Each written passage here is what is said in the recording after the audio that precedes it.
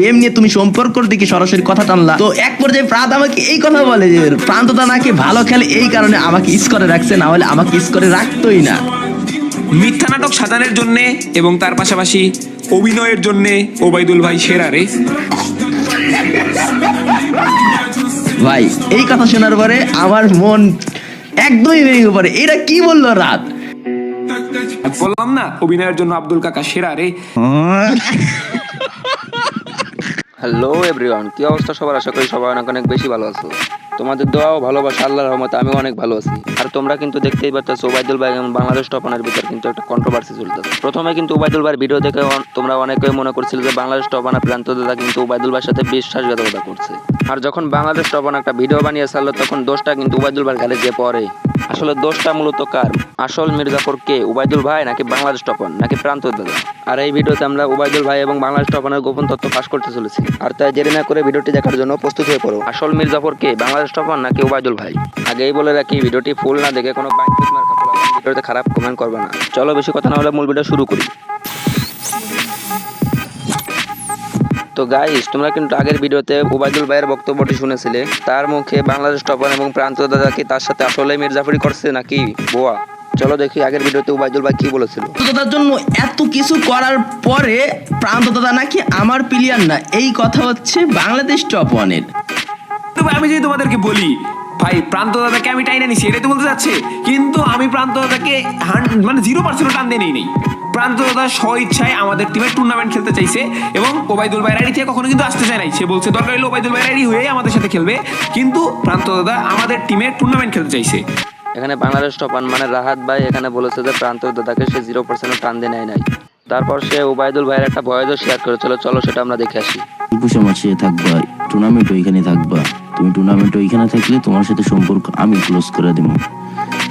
তো এইখানে তোমার হয়তো রাত্রে পয়সা নিতে হইব, আর নাহলে আমারে পয়সা নিতে হইব। তুমি যেমন করছো 2 নৌকা পা দিয়ে চলবা, এটা হবে না।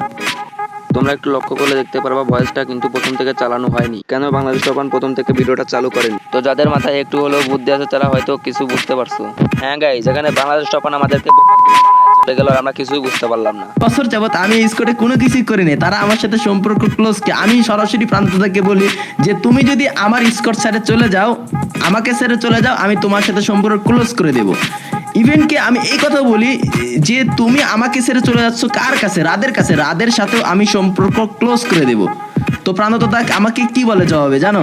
যে আপনি যদি সম্পর্ক ক্লোজ করে দেন দিবেন, তাতে আমার কোনো কিছু যায় আসে না, সে রাদের ওইখানেই খেলবে।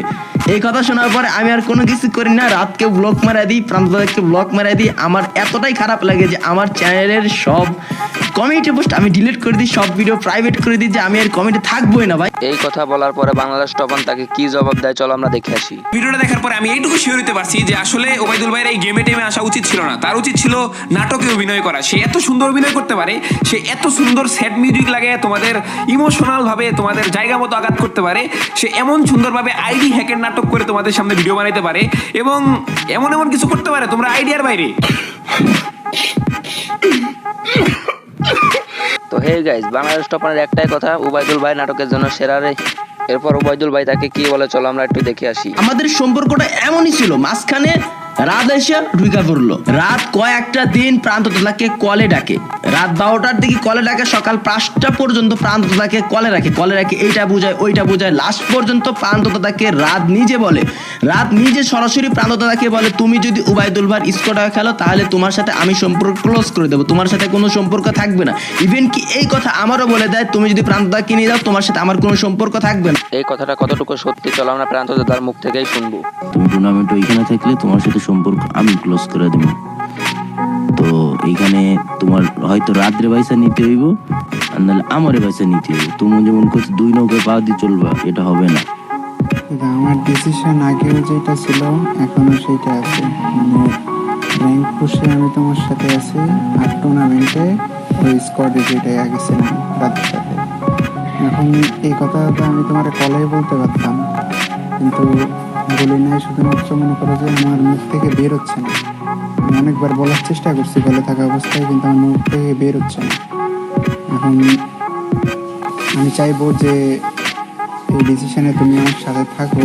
মানে প্রান্তদাতা ওবায়দুল ভাইয়ের সাথে সম্পর্ক ক্লোজ করে বাংলাদেশ টপানের সাথে খেলবে, এটাই তার ফাইনাল ডিসিশন।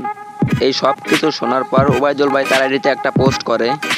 ঘুম থেকে উঠে এত সুন্দর গল্প সামনে এলো, 48 মিনিটের গল্প শুনতে শুনতে আমার তো হিসুই চেপে গিয়েছে। বাট আমি তো গল্প পারি না যে তোমাদের গল্প শোনাবো। আমি যা দেখাবো এতে যদি কারোর দাঁড়িয়ে যায় আমার কিছু করার নাই।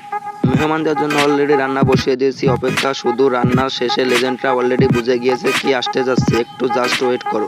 তো হে গাইস, ওবায়দুল ভাই আমাদের জন্য কি ভিডিও আনতে চলেছে সেটা দেখার জন্য তোমরা আমাদের চ্যানেলটা সাবস্ক্রাইব করে পাশে থাকো। আর আজকের ভিডিওটি এ পর্যন্ত, দেখা হচ্ছে পরের ভিডিওতে।